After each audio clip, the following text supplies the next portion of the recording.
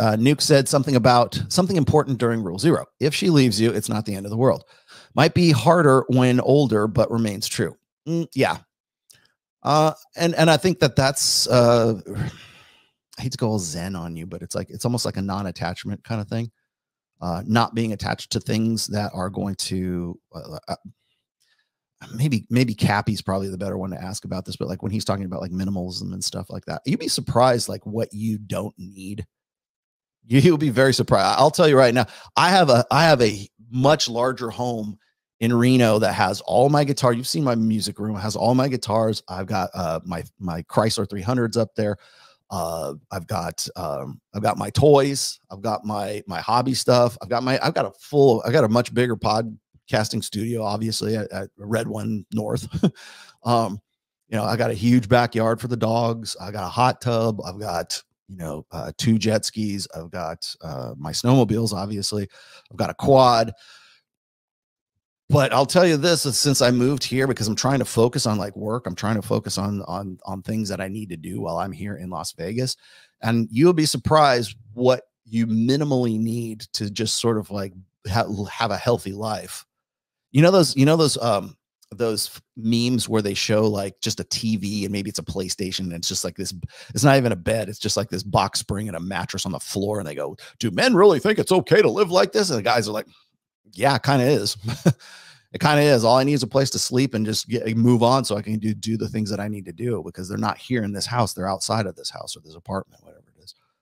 And most guys probably don't need as much shit as they actually have. I know I don't, although I enjoy my things, but I'll tell you this right now, you probably don't need as much shit as you actually think you do. And so with that in mind, we're going to develop personal attachments, especially to women that we are emotionally invested in, obviously.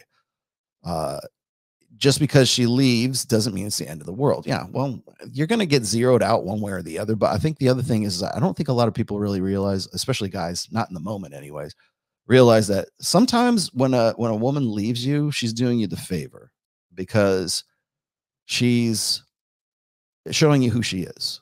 Right. And if you guys aren't on the same track, at least she's done you the favor. She's not wasting time. And it's better to pull the Band-Aid off really quickly instead of like, painstakingly ripping the Band-Aid off. Right. Which is what most people do. And so it's not the end of the world. And I mean, I am dearly in love with my wife. I would hate to have to, ever, be without her. I'm not gonna lie. I mean, we have a shared history of almost 30 years now, at least 28. We have a child together, and so yeah, it would be crushing for sure. But it's not the end of the world. That's funny. It's funny Nuke would say that, because it's almost what I said verbatim to Robert Kiyosaki when he was going through his divorce, which his marriage has lasted a lot longer than mine. And then literally Kim Kiyosaki is telling Robert Kiyosaki, I don't need you anymore. And essentially showing, this is what I said, she showed you who she really is. I would have preferred she did that earlier than later, because now he's like 76, 77 now. Yeah, it would have been great if she could have done you a benefit by doing it earlier than later. But I'm sure there were probably, like, I would say when I think it was like 3 years ago that they got divorced, and she was 64 and I believe he was like 75 at that time.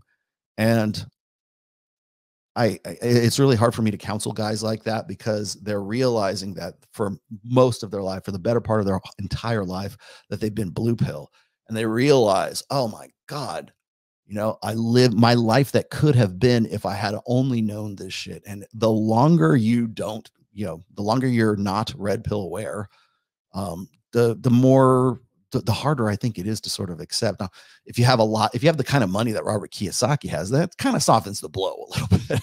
But if you don't, if you're the 96-year-old guy who divorces his 94-year-old wife for banging his best friend, when she was 40 or whatever, yeah, that's a hard pill to swallow, especially towards the end of your life. And so, yeah, I understand that. I understand why guys get kind of distraught over that, for sure.